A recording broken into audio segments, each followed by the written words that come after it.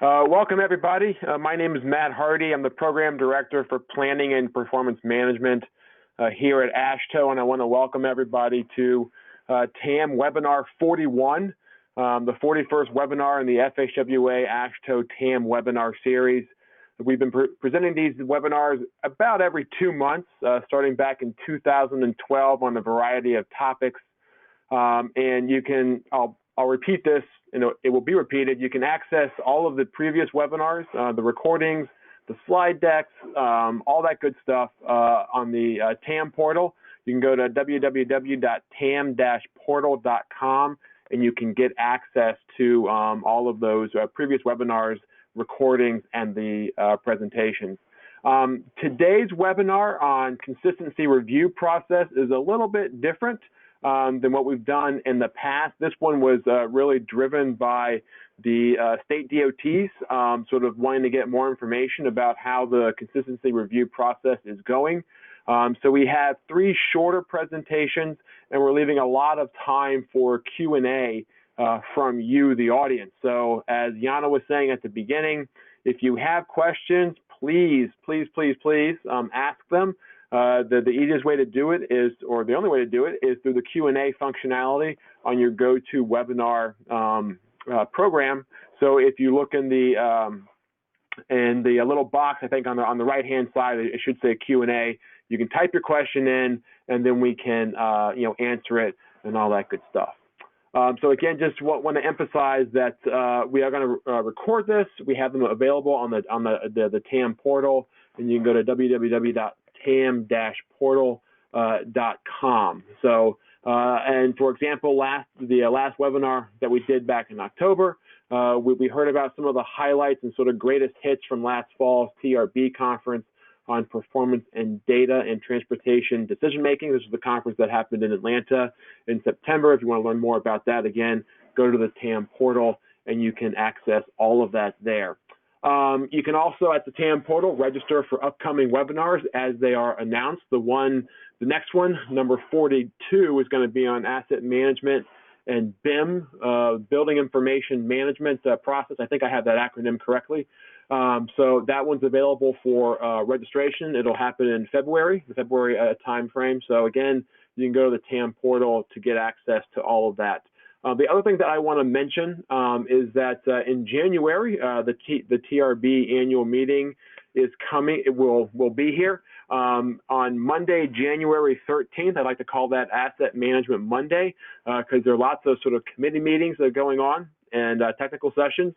So the AASHTO Subcommittee on Asset Management is going to be meeting in the morning from 10 to 12 roughly, and then the TRB Asset Management Committee is going to be meeting in the afternoon from basically 2 to 5.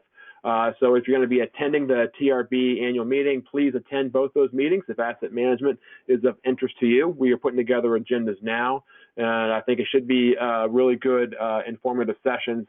And the other thing that I want to mention about TRB is that on Thursday of TRB, the last day, you want to end it with a bang. So we have actually 2 sort of asset management related workshops going on. This is on Thursday morning. The first one is on building an asset management community through outreach. And then the other one is on sort of an ongoing or nearly completed NCHRP project, Making Targets Matter, responding with performance-driven decisions. So both of those are happening on Thursday. So you can begin your TRB 2020 annual meeting with asset management, and you can end it with asset management. I'm going to try to ask Perry to sort of post something to the GoToWebinar website here. If you look at your little dashboard, there should be an area called handouts. We have 2 right now. I'm going to see if Perry can get this 3rd one, which basically summarizes all the asset management events going on at the TRB annual meeting. And last, before I turn it over to Yana, is that if you are from a state DOT and you're interested in being a member or a part of the Subcommittee on Asset Management, please let me know. It's open to all the state DOTs. And we have monthly conference calls, meetings where we talk about, sort of things going on in the asset management community, issues, challenges, concerns, good practices, best practices, maybe not so good practices. And we talk about all that, and those happen on the first Friday of the month. And if you give me an email at mhardy@ashto.org, then I can get you signed up to be part of those conference calls that happen on a monthly basis. And again, it's mhardy@ashto.org. So again, don't forget to ask your questions. Use the dashboard with the Q&A functionality, and we will answer them as best we can at the end of the webinar. And again, not to repeat myself too many times or what Jana said, we're looking forward to your questions. So definitely audience participation required in this one. And now I'm going to turn it over to Jana Park of Spy Pond Partners, who's going to review today's agenda and then introduce our speakers before Steve Gay from FHWA gets us started with a topic overview and a welcome on behalf of our co-sponsor, FHWA. And I thank you, FHWA. Thanks, Steve, very much for being a great partner. But with that, I'll turn it over to Jana Park from Spy Pond. Jana, all yours. Thanks, Matt. So the purpose of the webinar series is to share lessons learned, ideas, and knowledge with the asset management community. For this webinar, the primary learning objectives are building working knowledge of key concepts and definitions relevant to transportation asset management plans and the TAM consistency review process, beginning to apply this knowledge to better understand the TAM consistency review process, and of course, to share lessons learned, ideas, and knowledge as agencies move forward with their TAMP implementation and their consistency review process. So for today's agenda, Steve Gay will deliver our topic introduction and an overview. In our first agency presentation, we'll hear from Brad Utek from Minnesota Department of Transportation. Following Brad, we'll have Emily Selby from the Wyoming Department of Transportation and Locke Craig Mickle of Washington State Department of Transportation will wrap up our presentations for this webinar. Just a reminder again, just leave your extra time for your questions. Since this webinar, we're hoping to have a good interactive session at the Q&A part. And as you know, Matt has mentioned it, and you all know already that this webinar is being recorded and will be made available on the TAM portal after today's event. So you can always go back if you want to hear it again, see it again in the slides. You can download the slides at the handout part of the GoToWebinar menu bar. All right, so let's get started, and let's start with an introductory presentation from Steve Gay of Federal Highways. Steve. Thank you, Jana. Federal Highway Administration, in cooperation with AASHTO, is very pleased to sponsor this valuable webinar series. We're happy to be presenting our 41st webinar today, and we're looking forward to many more to come. Today we're taking a look at the TAMP consistency review process, and at the end we're going to open it to, we can have questions anytime, and we can have further questions at the end. You know, I'm just going to make a few comments about the consistency determination, and we have received many questions or guidance, etc. And first I want to say, what 23 CFR 515.13 states. It's that the Federal Highway will consider the most recent asset management plan submitted by the state DOT, as well as any documentation submitted by the state DOT to demonstrate implementation of the plan. And if you read further in the regulations, we do not describe what that's going to look like. You decide, state DOTs. We give examples of money, funding, how much funding goes to this and that. In our Q&As, we say maybe a quantity, how many miles of paved roads, etc. I'm going to turn the table a bit. And I know we get so focused on the federal requirements. And, you know, for me, it's very important. I represent Federal Highway Administration. I'm going to say it this way. For a state DOT asset management lead, how would you check if your department implemented the TAMP? And I think that's a key way to look at this. If you're looking to see, you develop this asset management plan for a specific state of good repair, and you have performance targets, condition targets, you would, at one point, see it check, did the condition change, or is it changing like you expected? But I'll ask a question. If you're in the central office, did the districts do what was expected of them? Is planning using the information you sent them? How would you check if the work's being done as you have specified in the TAMP? And I know this means a very integrated, maybe a culture shift in the organization of everybody working together. But some checks and balances, is the work being done? Well, okay, the numbers aren't moving like you expect them to be. Well, maybe you need to move some money around, and further analysis with the management systems, etc. So it's a work in progress. And I would certainly expect, seeing we have our first asset management plans this year, there's going to be some tweaks over the coming years. I'll even ask a question in two of them. Since you developed your complete TAMP, have you looked at how your agency, the work they've done since then, and what's programmed, is that in line with the TAMP? And the second item being, are you still meeting and discussing what's in there? And as new data becomes available, I know some state DOTs said, well, they already have 1 year of data with the new pavement metrics, etc. Are you looking at it with your new pavement data you have? Are things happening the way you expected? This is not a requirement. I'm simply saying, for example, the 2 points I want to raise. I'm going to start with the bottom one, consistency determination. So we're 6 months away from the state submitting the information, which means their TAMP, or if you already submitted it and the division office knows it, just showing how did you spend the funding consistent with the investment strategies in the TAMP. And I'll also ask, there are a number of states that had issues such as work types or management systems.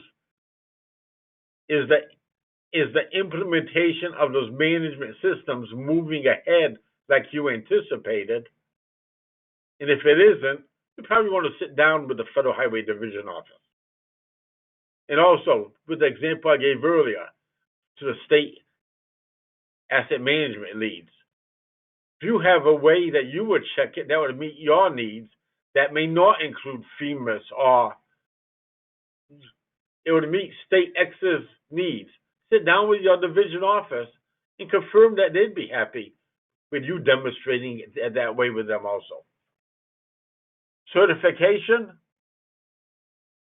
So we're about 2 years and 9 months away from the next complete TAMP.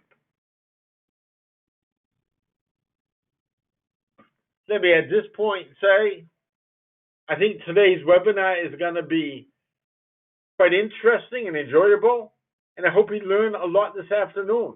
I'm certainly looking forward to it. With that, I'm going to hand it back to Yana to introduce our first speaker.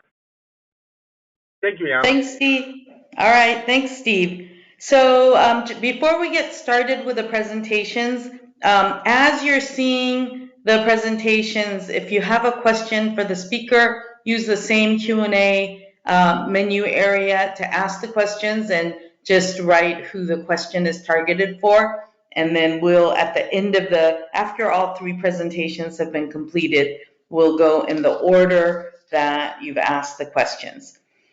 All right, so now we're going to hear from Brad Utrecht. Brad is the Investment Planning Director at the Minnesota Department of Transportation, focusing on long-range capital planning and asset management planning. He has 10 years of experience in transportation planning at the state and metropolitan levels in Minnesota. Brad holds a master's degree in urban and regional planning from the Humphrey School of Public Affairs. I think that's at University of Minnesota, and is a certified planner. Now, before I hand it over to Brad, I want to mention that we have Shannon Foss of MnDOT on the webinar today to take your questions on Brad's presentation. Brad has another engagement and will not be able to stay with us for the Q&A part. Okay, with that, take it away, Brad. All right, thank you. And thank you, everyone, for having me.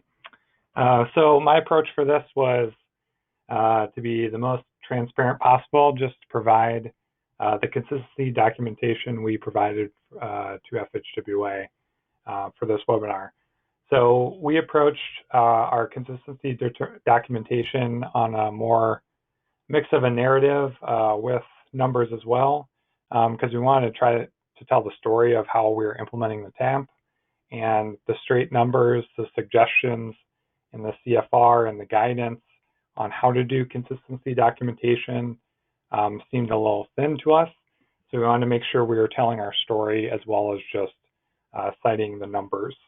So at MnDOT here, we have a long history of performance-based planning and asset management planning. So we wanted to say we have a pretty robust process already, sort of following on what Steve said, that we have a process currently where we have yearly check-ins about how we're doing on asset management, pavement, and bridge. And that process sort of preceded the TAMP process. So we wanted to make sure that that was noted here, that we have our own processes already in addition to the TAMP and the consistency review. So the first step for our consistency review was we took the recommendation and the guidance about looking at costs or investment levels by work type for each year. We started looking at that for pavement and bridge for the 5 different work types. We ultimately decided that wasn't the best way to go, particularly because bid prices or bid costs could go up or go down, and then we'd be spending more or less money on a certain investment area, which may not impact performance in any way. It could just be a matter of our letting prices went up one year, and that says we're spending more money on pavement than we thought we were. That doesn't necessarily mean we're doing any better that year. So we pivoted from that to really focus on lane miles of pavement completed by work type, and then also square footage of bridges. So on page 2 here, as I scroll down, we also changed from the draft to the final. We had a slight change in our methodology that resulted in a pretty big change in our total numbers. So it's kind of hard to compare the draft numbers to the final numbers. I won't focus on that because that's the money side of things that we didn't really focus on. But I'll scroll to page 3 here, where we really talk about payment and what we're doing. So again, we had the work types here, and we really put out there that the lane miles addressed by each work type for the next 10 years. We could do that for rehab and reconstruction. So we had that based in the document. And then for the consistency review, we have figure 4 and 5 here, which is looking at how many lane miles we did do in fiscal year 2019, and then the investment by work type in fiscal 2019. One thing to note here, because we didn't have the lane mile information in the draft, we didn't really have anything to compare it to in the final. So we essentially put this in here for this consistency review in 2019 for reconstruction and rehabilitation, saying this is how many lane miles we did. We think that puts us on track. But for the first year, we're really just comparing it to what's still in the document for 2019. And the basis for those numbers and the basis for the investment numbers as well as our first year of the STIP. So again, because that number wasn't in the draft, we're essentially comparing it to itself. But as we move forward each year, we'll be able to compare it back to what we said in this final TAMP document. And then for preservation and maintenance, we still use the investment levels, sort of a more hybrid approach here, because we don't have good estimates in the future of how many miles we're going to do for preventive maintenance, for example, for those two work types. So for those two, we focused on investment money. Even in our first year of the STIP, there may not be good numbers about how many miles we're adjusting on some of those projects. So we felt like that made more sense. So payment ended up being more of a hybrid between lane miles and investment. And then for bridge, we did all of the bridge investment based on square feet of bridges. Again, we felt like this was a better indicator of how well we're following what we said we're going to do. If we said we're going to do 1 million square feet in preservation, hopefully we're close to that, sort of regardless of how much that costs for us. So then we have the table here that shows square feet of deck area in thousands for the next 10 years by the different work types. And then we compared that in 2019 to what we had in year one of the STIP. So again, since this wasn't in the draft, this is kind of comparing it to itself, but in the future, we will do the same comparison in 2020, 2021, et cetera, until the next TAMP is completed. So after just doing those two for bridge and payment, and I will note the requirement's just NHS, but we did the analysis for our whole system. That's easier for us to do, just to do the whole system rather than split it up. So that's how we chose to do it. And then finally, again, we wanted to focus not just on numbers here, we wanted to focus on our strategies and the actual planning process. So we include some of our risk mitigation strategies here that we have completed from the draft. I think these might even be part from the pilot that we completed in 2014. But this is trying to show that, you know, we have these numbers to say we're doing asset management, but we're also doing a lot of other things that are identified in the TAMP, and we want to show that we're completing the strategies we identified to prioritize and mitigate risks in Minnesota. So that's what we submitted in June of 2019 for the first consistency review. In future years, we're looking to do something similar. As was mentioned, this was the first round. There wasn't a lot of guidance, so we're put this out there as our first approach on how this will work. We'll think and review this more for 2020. And I think I'll be interested, and I think Shannon will be interested as well to see what the other states have done for the consistency review. So that's all I had for Minnesota. I can hand it back over to the moderators. Thanks, Brad. If you have a question on what Brad presented, please put those in. Before we move on to Emily's presentation from Wyoming, I just wanted to let you all know that the TRB overview of all the events that Matt mentioned is now on the handouts part. You can download that. That's a very nice visual of what's going on that Meredith Hill from Maryland produced. All right, so we are now moving on to Emily Selby. Emily is Wyoming DOT's Asset Management Coordinator. Emily is a Wyoming native. She attended the University of Wyoming, where she received degrees in economics and French. She has worked for WYDOT since the beginning of 2018, before which she worked as an oil and gas auditor for the state of Wyoming. All right, Emily. And we'll just want to flip the orientation of those displays before we get started with the presentation. Is that better? Perfect. Okay. Hello, everybody. I just wanted to share a couple of the lessons that we learned when we were compiling our annual consistency review. We still think it's a little bit early to gain a complete assessment of how things are progressing in relation to our investments. But that being said, it does give us a pretty good idea of where we're at and where we're going. This chart is just a synopsis of our STIP expenditures by work type for pavement and bridge assets in 2018. We spent more than what we had programmed in the TAMP, but a lot of that, or some of the additional spending was on new construction and system expansion projects. So that kind of slightly deviates from our preservation philosophy.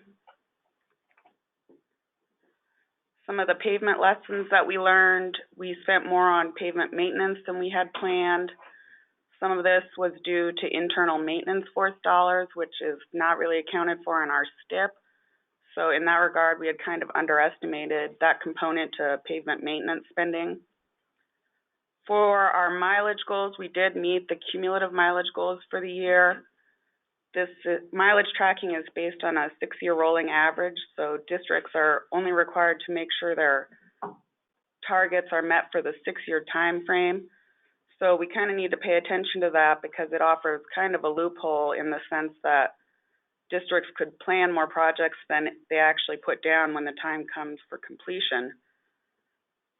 Another thing that our consistency review showed was that approximately 84% of our pavement spending was spent towards the PMS recommended candidates, so that was good. The remaining pavement dollars went towards non-candidates. Moving forward, we want to focus on tightening up that percentage, but for the initial review, we thought that was a pretty good jumping off point. We also really need to be cognizant of the distribution of the treatment mileages that are being met across the districts to make sure they're being applied appropriately and proportionately across the board. We notice that some districts are lagging behind on certain treatment miles, but for the most part, other districts seem to be making up for that, at least in the short term.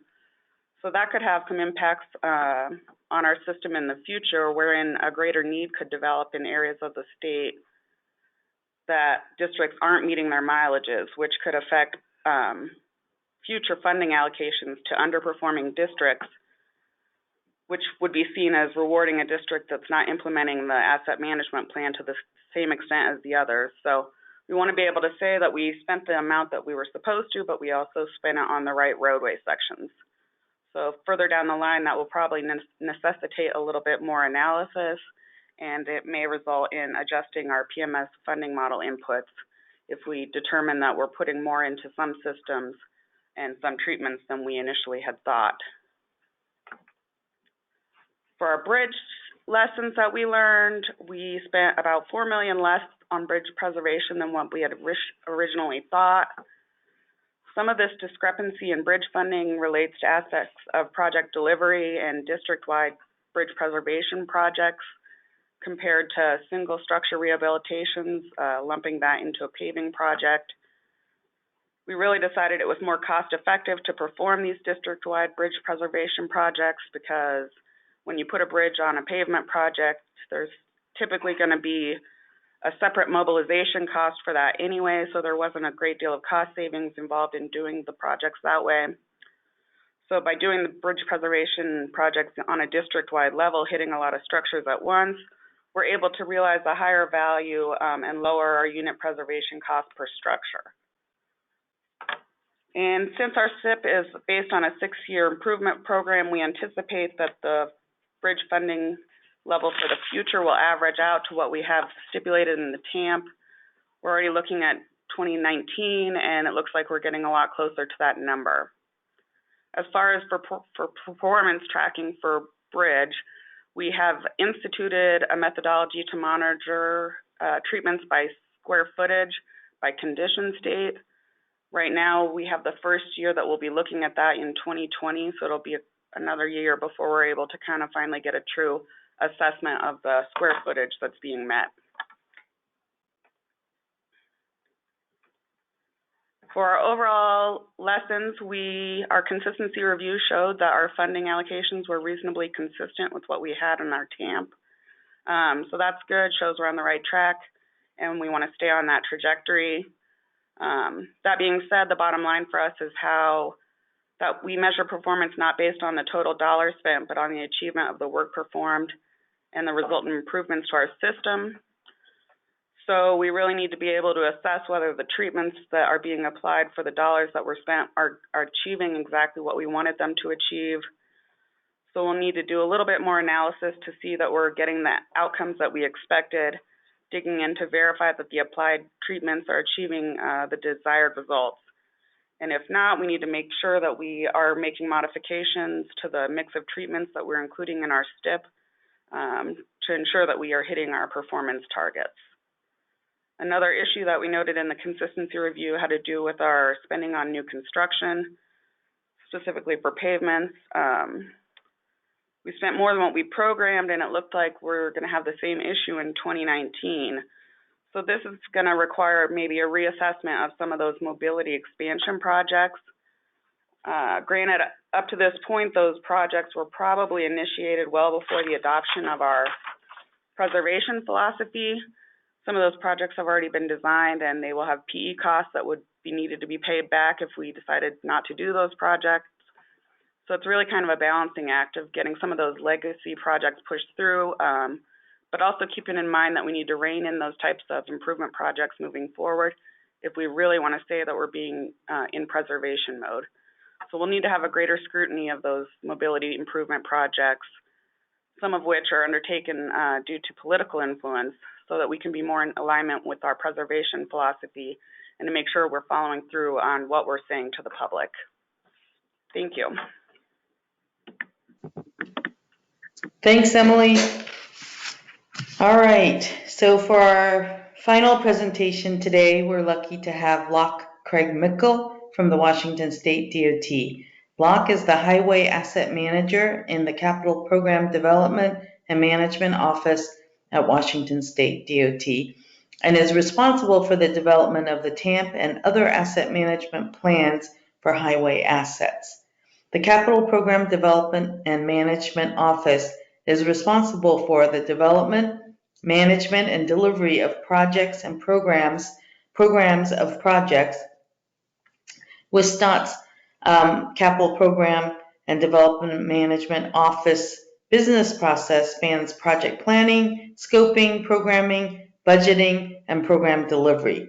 Before serving as Highway Asset Manager, Locke assisted with the development of Washington State DOT's agency financial plans and financing strategies. And prior to working at Washington State DOT, Locke spent 9 years at the Washington State Department of Revenue, where he was responsible for local infrastructure financing solutions and systems development to support local tax distributions. Now I'll turn it over to Locke. All right, thank you, and thank you everyone for your time today. I'm going to work pretty quickly through the process that we went through as it related to the consistency review process. So for starters, I will give the caveat. I'm not sure if this is the best way to kind of echo some of the sentiments from the previous two presenters. There wasn't a tremendous amount of guidance that was given around this idea. And so basically what we did is we started off with the question of, how do we demonstrate implementation of the asset management strategies and connect those strategies to the projects and network performance. And so this kind of little flow chart here really kind of looks at kind of the different things that we started off with respect to communicating the process, then moving through our project list and how those investment strategies are reflected through those projects. So first off, we started off with the communication in the TAMP, and we talk about our investment strategies as well as other things such as life cycle models, etc. But this really serves kind of the starting point and the baseline to get a better understanding of what those investment strategies are and what it is that we're trying to accomplish as we move through our different prioritization strategies and some of the goals that we're hoping to achieve as we build prioritized project lists. And then ultimately, those investment strategies turn into the framework that we use as we move to the development of our 10-year delivery plan. And just for a little bit of background and context, Washington State manages our bridge and pavement program from a programmatic perspective. And what that means is that we take a statewide approach to how it is that we prioritize the projects that we're performing in our bridge and pavement programs. So there's a tremendous amount of coordination and communication from our central bridge and pavement offices and our headquarters office as they go out to the regions. And as the regions are scoping projects and developing their priority lists that are specific to their regions, they're doing that in the context of guidance provided from our central offices that are aligned to those investment strategies communicated in our asset management plan. And as those projects come back, those project lists are reviewed and combined into one 10-year project list that ultimately is adjusted relative to the balance of projects across our investment strategy goal areas that are established through our internal executive leadership conversations. So if we establish the fact that our project list development process is closely aligned and has good control in terms of oversight and alignment with our asset management strategies, it really serves as a really good starting point, or kind of the heart and soul of the data necessary to demonstrate that consistency component. And so on the screen, you'll see this is just a snapshot of our capital system information. And you can see that it has the project lists that are going to be completed in the near term as well as over the 10-year window. And some of the data that's included there is the bridge and pavement projects that are demonstrated by the sub-program P2 and P1, the timing of the expenditures, and then behind the scenes, we also have location of where those projects are occurring. And in addition to that, at WASDOT, we track those projects by what we call our improvement codes. And those improvement codes are what we use to help demonstrate consistency based on the guidance provided by FHWA with respect to demonstrating the types of work activities that are being performed across the state. But before we can demonstrate exactly how our improvement codes align with the work types, we had to create a crosswalk table. And so this is just a snapshot of one piece of our crosswalk table. And we have at WASDOT more improvement codes than there are FHWA work types. So we work to basically do our best to align our improvement codes and the definitions of those improvement codes relative to the FHWA work types. And that information was submitted at the same time as we submitted the rest of our consistency determination documentation. So with our project list information, and now that we have a table crosswalk that allows us to kind of align our improvement codes with work types, then we get to move on to one of my favorite pieces, which is what I call data magic, or more commonly known as manipulation. And for anyone who had to go through the process of aggregating a whole bunch of data, that emoji of skeptical face is for you. But just to give an example of some of what we had to do to get to a nice, clean kind of documentation of what it was that we were investing, we had to take our project list. We then had to do a geospatial analysis to find the projects that were located on and off the NHS. We had to build some manual queries to put into our transportation data mart so that we could then build in the crosswalk and align our improvement codes to the activity types. And once we had all that done, then we could actually parse out all of the information and put it into a nice, easy way or digestible way of basically demonstrating how much we were spending by each category, how much was planned, the actual expenditures, and then setting up for next year what we plan to spend in the following year. And the idea is that as we go on over time, we'll basically just be updating this spreadsheet with the relevant information. So this was the documentation that we submitted. There were some gaps that we observed. For example, we didn't have good local NHS spending information, so this is only representing the state levels of investment, so that'll be something that we will look to in the future.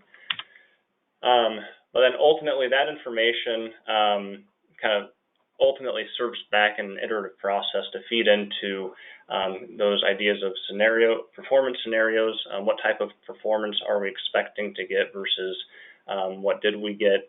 And then as we move into October with our PM2 two-year update, or two-year reporting cycle and four-year update, we will be kind of reevaluating those planned activities as well as how much we're planning on spending, and then we'll kind of continue to move through that process.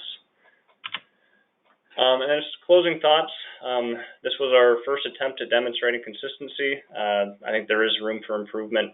I think some of our systems, putting in a simple NHS flag in our project list would be really helpful. We had some challenges with the timing of data. Our fiscal year close and when the consistency review process was required didn't align nicely. So we made some assumptions and changed kind of the data date range there. As I mentioned, the local NHS information wasn't widely available, and I anticipate that being a challenge as we move forward as well. I think it's important to document the assumptions of what the numbers represent. In the future, I'm anticipating that there will be deviations from how much we communicated we plan to spend versus how much we actually spend.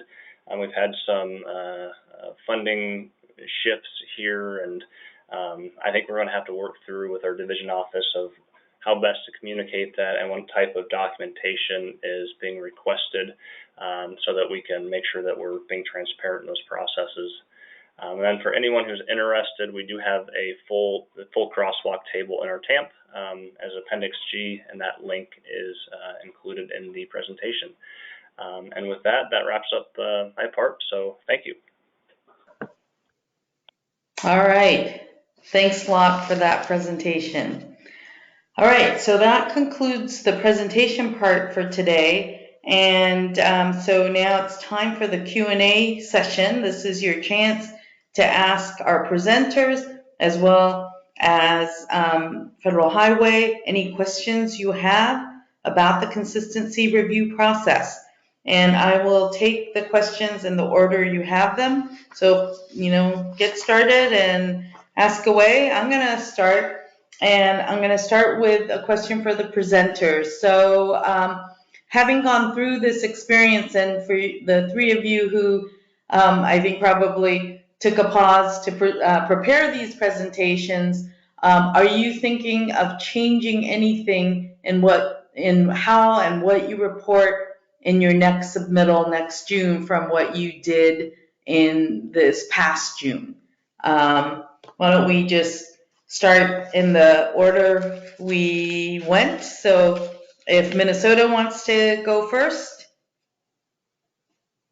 Sure, this is Brad. I think for us, the first round was tough.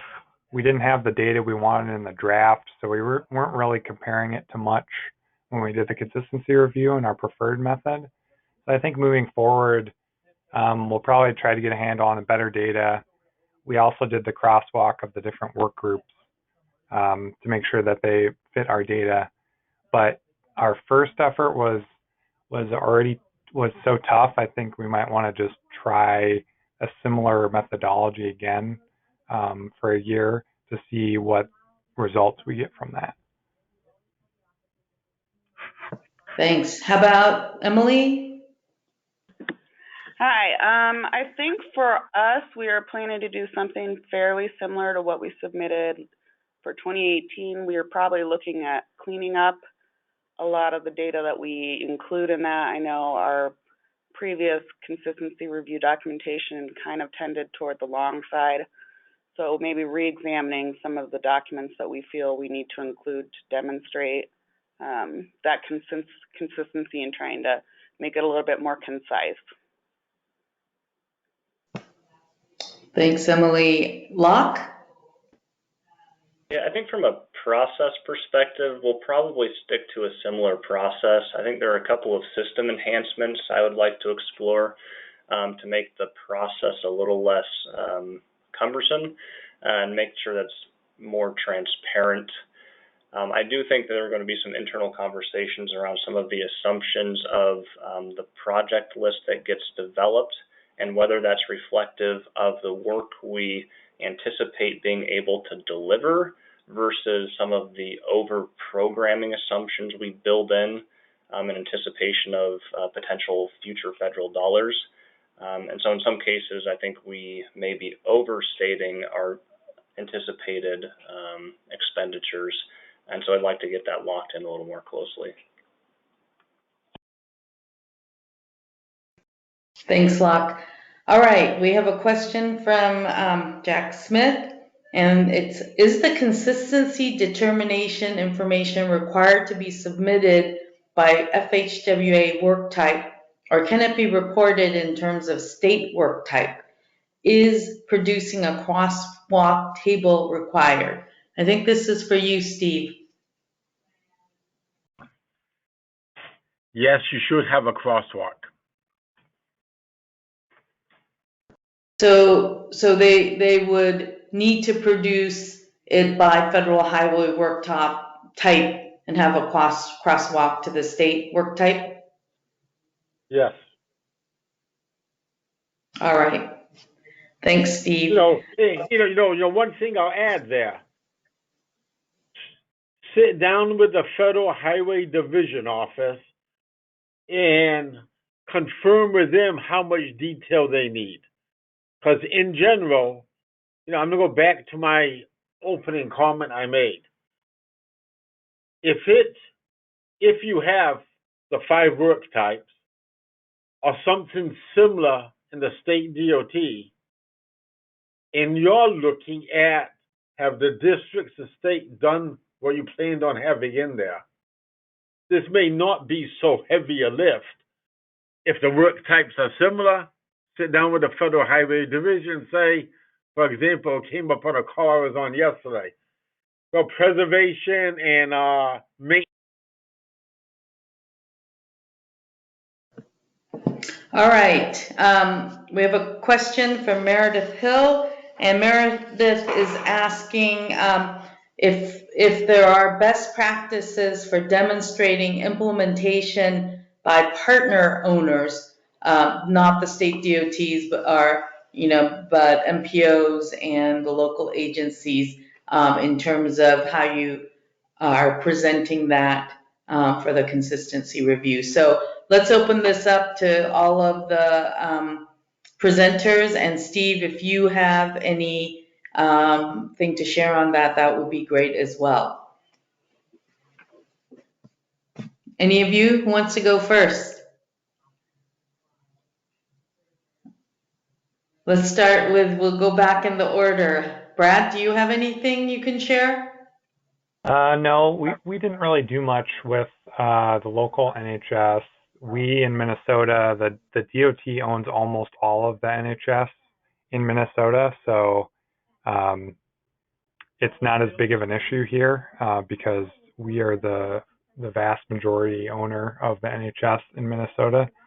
So I'd be interested to hear what other states have done with that. I know Shannon has had meetings with all the owners of those assets and communicated during the process with them, but the actual implementation of the plan through the locals, I don't believe we have anything special to share there.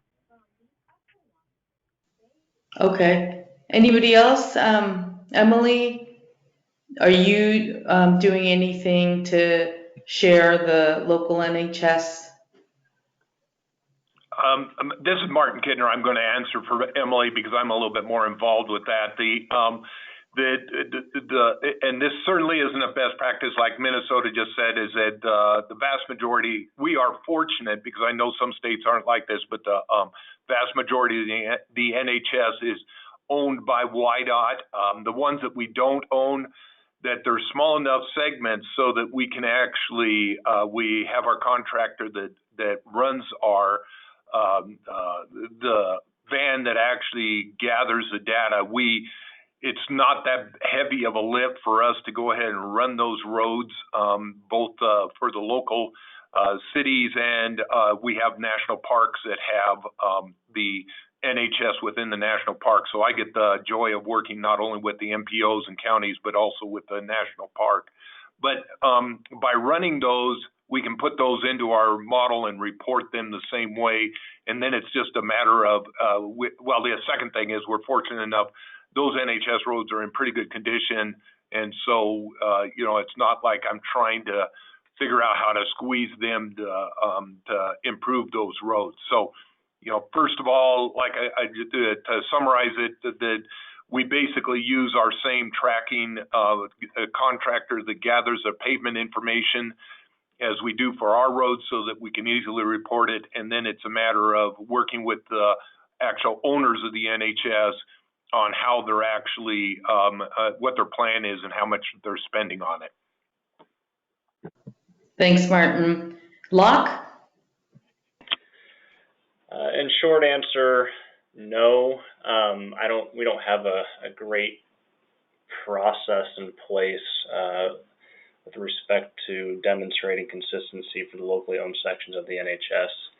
In Washington State, we have over 20% of the NHS that is locally owned, and we do have technical committees and work groups that meet to discuss pavement and bridge investment strategies.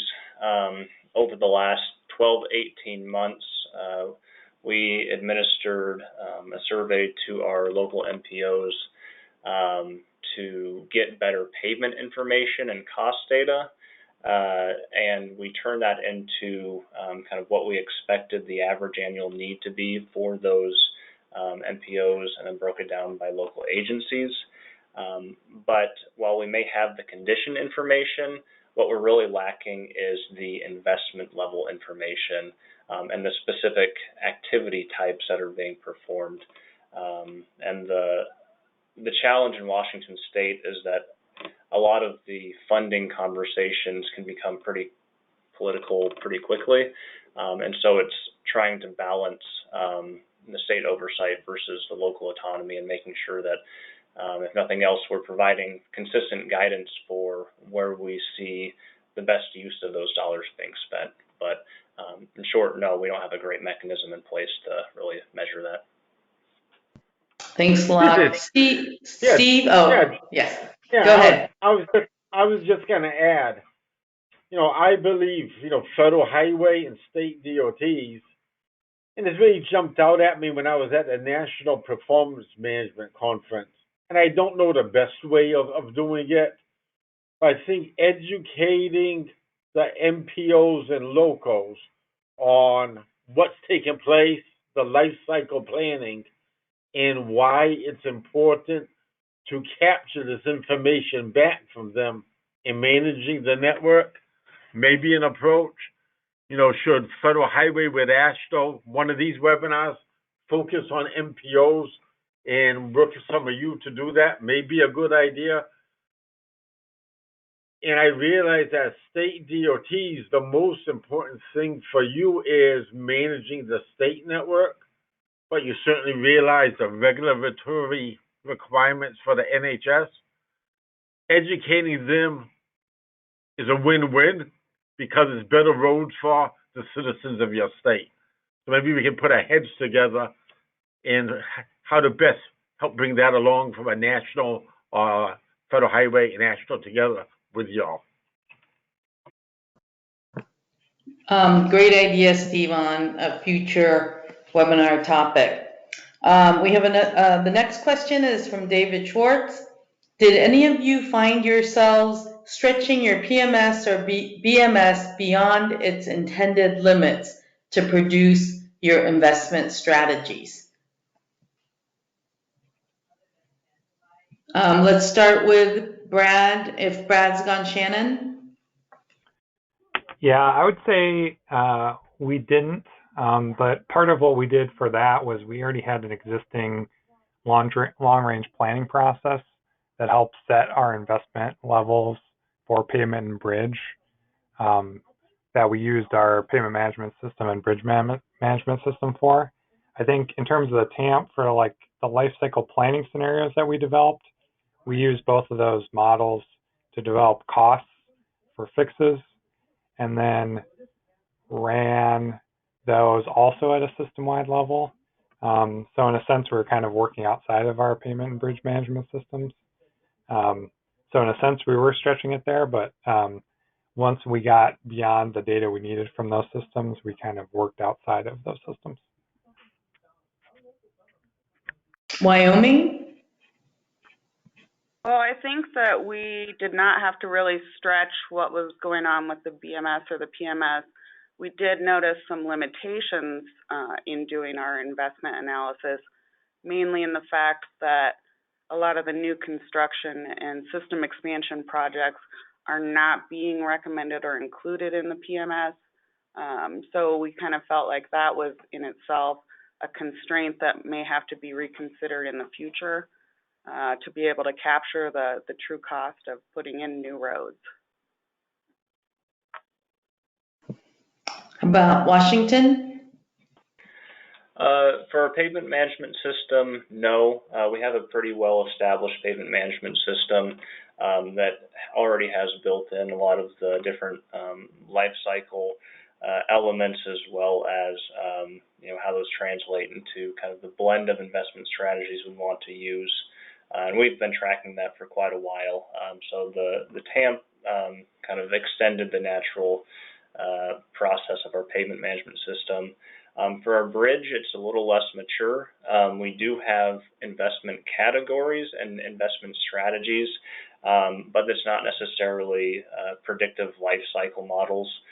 We are working right now to implement the AASHTO, and I think we're scheduled for late 2020, 2021 for that to be up and running. So we did have to work a little bit outside of our bridge system to come up with information. Thanks, Locke. Steve, do you have any observations about other states that had to stretch their management systems? I want to say there were quite a few states, particularly on the bridge management system side, that indicated they're in the process of getting a new management system, etc. To a lesser degree on the pavement side. But I believe, as particularly in the life cycle planning area, that you're going to see the use of the management systems with the new data, the use applications being enhanced. But stretching beyond their limits, maybe this isn't an appropriate answer. I don't know what the limits are with the system you have. It is a system you have ready to do the life cycle planning, etc. I know I've talked to some of the manufacturers, and they say that they can do all these, but I know sometimes they're a work in progress. And so I'll leave it at that. All right, thanks, Steve. Next question is from Ryan Hickson. How will each DOT plan to use the consistency review other than just meeting the federal requirements? So, basically, are you seeing the use of the consistency review for the state's need purposes, and how is that happening or planned to be implemented? Let's go backwards and let's start with Locke. Yeah, so from a practical perspective, I think we don't anticipate using the consistency review process as a way of managing our assets or making some of our more decisions in terms of investment levels and things like that. What I will say is that over a 5 to 10 year window of time, I will be very interested in tracking the plan to actual expenditures relative to the work types, and then kind of seeing if there's an ability to correlate that to actual performance over time, just as a means of kind of longitudinally tracking the impact of those types of investments. Wyoming? Yeah, I think with this one being the initial consistency review and the first time that our director and executive staff have been really heavily involved in kind of examining some of those investments and what we're putting in, I think we're generally going to be using it moving forward to convey to the public what it is our investitures are, And hopefully after we get a few more under our belt, we'll be able to kind of decide if we need to make any modifications to the performance models in our asset management systems based on the investment levels that we're seeing. Thanks, Emily. Minnesota? Yeah, for us, I think we won't be using it. Besides what we need to do for the feds, we have an annual performance report. We have a 10-year plan of projects with performance outcomes that we publish every year. These predated the requirements for the TAMP, and I think for us, looking at the short and long-term performance is much more useful than looking backward at 1 year of spending and investment levels. Thanks, Brad. All right, our next is really comment, but I think it'd be good to get Steve's reaction, is from William Johnson, and he said he suggests that the ability to match up the federal FEMA's project code to work types would be very helpful in the consistency review process. Steve, is this something that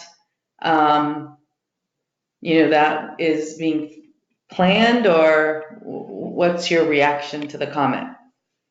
I want to say the office I'm in is not doing anything with that. So I don't believe anything is planned. Yeah. How about Then you have a little bit of a challenge when you have projects that aren't federal aid and not in FEMA.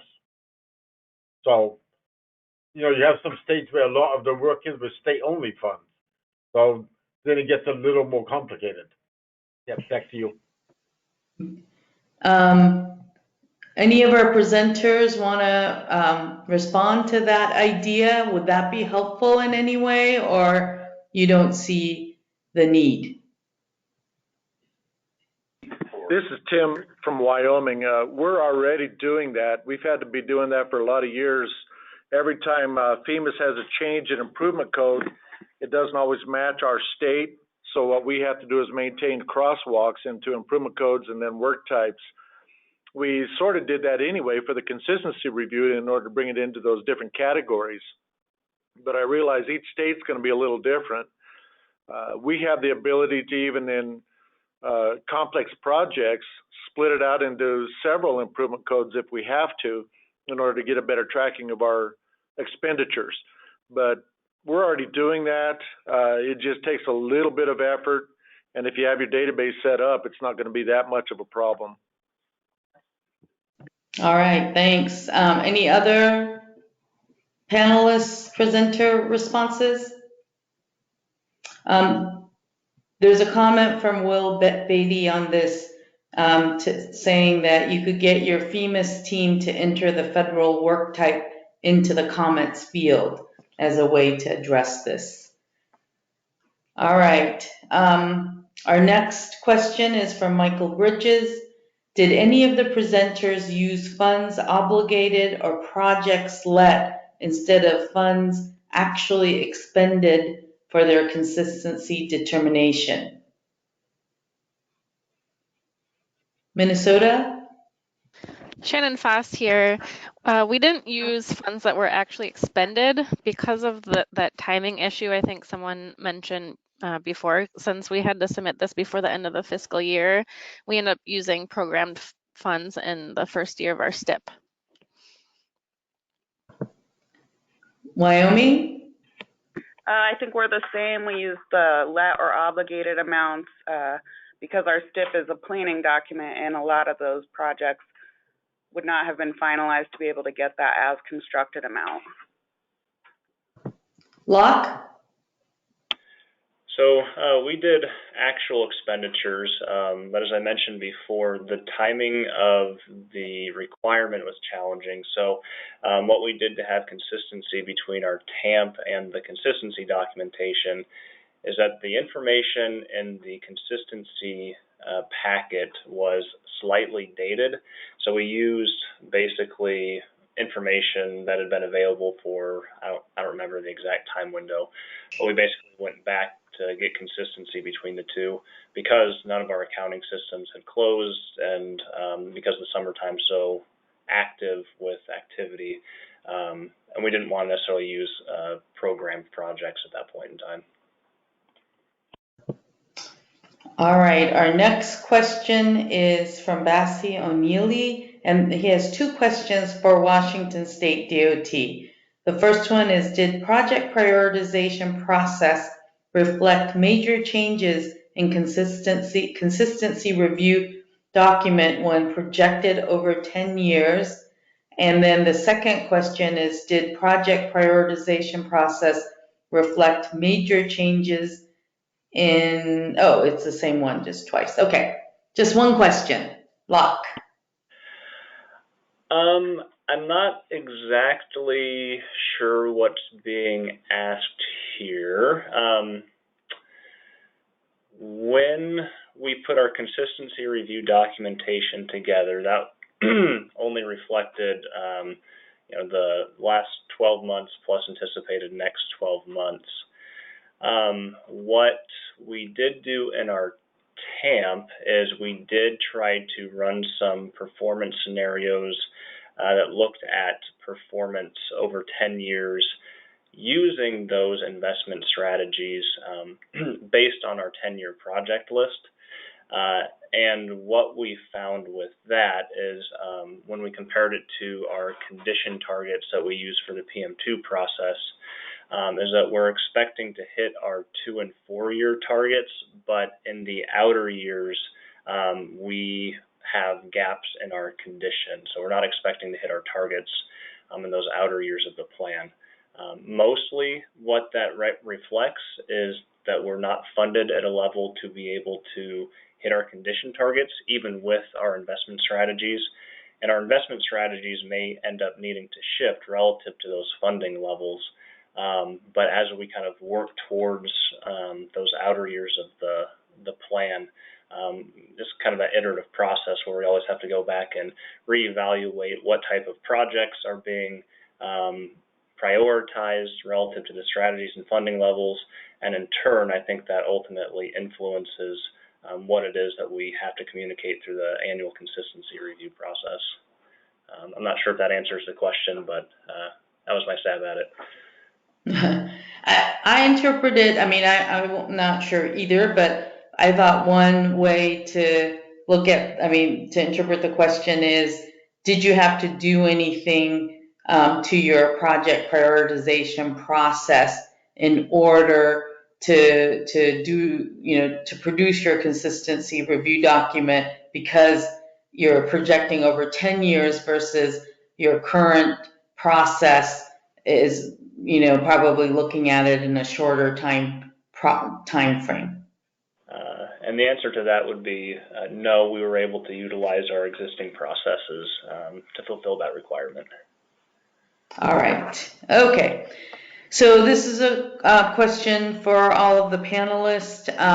So what do you see as the greatest risk to having a sustainable consistency review process for the long term? As you're delving into this, I think several of you alluded to things like funding that's changing, your business practices, as well as the availability of better data. All of those are at play, and at this point in time, what do you see as the risk you're most concerned about as you're doing this every year for the foreseeable future, and being a little concerned about your ability to do it in a reliable and sustainable way?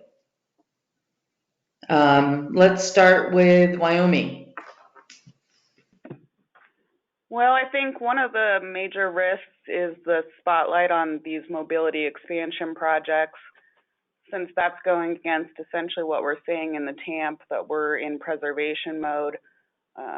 The more that we're investing in those areas, it's going to be a little bit harder each year to kind of justify the costs of those projects, in relation to what our preservation philosophy is saying.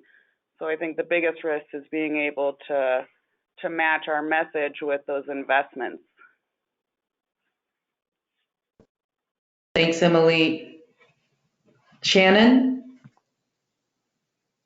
Yeah, in Minnesota, I don't have any big risks that I'm concerned with. I think that our asset management practices are always going to evolve and there'll always be changes. But I know FHWA understands that, and it's okay as long as we have justification for any changes, and especially if we're advancing. For example, we just signed a contract with AP Tech to develop a asset management strategic implementation plan that could change the way we do things. We just launched a new software system called Chimes, or Capital Highway Information Management Enterprise System, that tracks all of our projects and programming.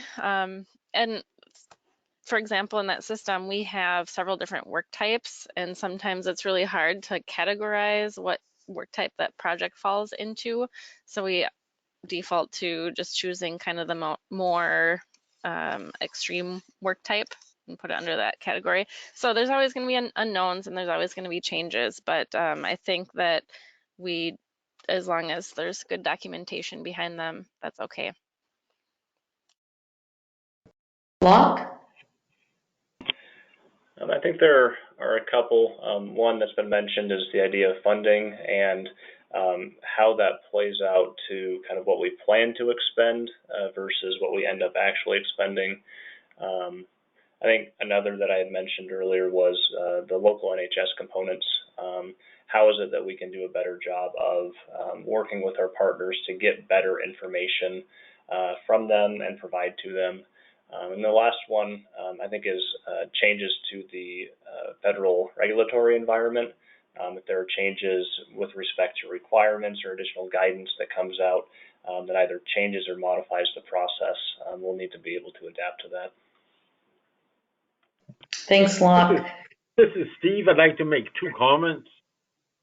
First, in building from what Shannon said, it's recognized by Federal Highway that this was the first stamps that were due back in the summer, fall, and that processes will change, and there may even be times when the fundings need to change. Simply provide the explanation and work with the Federal Highway Division office. As long as it's in the spirit of asset management or there's a good reason, that's fine. And going further with what Emily said is, you recall, as I'm focusing on the item you said about the TAMP is preservation focus, but you have some projects that may be capital improvements, capacity building. That's fine. And it may be at some point you need to change your investment strategies. And you recall, per statute, the asset management plan is to address how a state DOT will manage its assets to improve or preserve the condition of the assets and performance of the network. If it means you need to put $1 billion into adding capacity, because that meets the needs of the state, that in terms of adding lane miles, etc., simply stated in there, because the TAMP is a living document.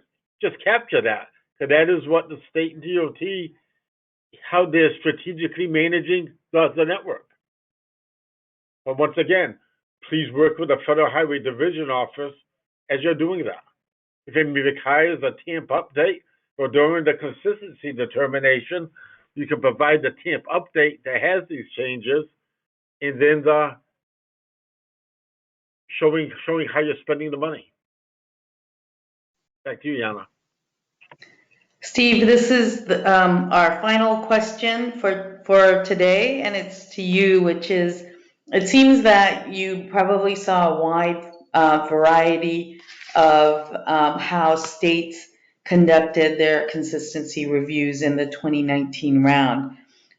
Were you able to see better approaches than others? I mean, I think we hear you're communicating that there is no one right approach, but the question is, did you see some better approaches, and will you be able to share these better approaches with the community?